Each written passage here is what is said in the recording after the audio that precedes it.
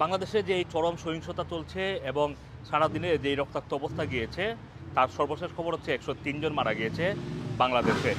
আরেকটি গুরুত্বপূর্ণ খবর হচ্ছে যে ব্রিটিশ ভিসার জন্য যে সেন্টারগুলো রয়েছে ঢাকা, চিটাগাং এবং সিলেটে মানে ভিএফএস গ্লোবালের যেই অফিসগুলো রয়েছে সেই অফিসগুলো অনির্দিষ্টকালের জন্য বন্ধ ঘোষণা করা হয়েছে এবং বলা হচ্ছে যে পরবর্তী ঘোষণা না দেওয়া পর্যন্ত এটি বন্ধ থাকবে। আরেকটা বিষয় হচ্ছে যাদের অলরেডি অ্যাপয়েন্টমেন্ট নেওয়া আছে তাদেরকে বলা হচ্ছে যে আপনারা নিজেরা এই অ্যাপয়েন্টমেন্ট ক্যান্সেল না করার জন্য বিএফএস এর অফিস থেকেই আপনাদের প্রত্যেককে ইমেল করে তারা এই আপনাদের যেই অ্যাপ্লিকেশনের বা সাক্ষাতের যেই তারিখগুলো ছিল সেগুলো তারা রিস্কেজুয়েল করে দিবে।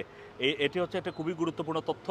এর পাশাপাশি আমেরিকা থেকে বাংলাদেশে ভ্রমণ নিষেধাজ্ঞা দেওয়া হয়েছে, 4 মাত্রার সতর্কতা জারি করা হয়েছে, যেটা কিন্তু গতকালই জারি করা হয়েছিল। আজকে ভারতের পক্ষ থেকে ভারতীয় নাগরিকদের বাংলাদেশে ভ্রমণের ব্যাপারে নিষেধাজ্ঞা দেওয়া হয়েছে।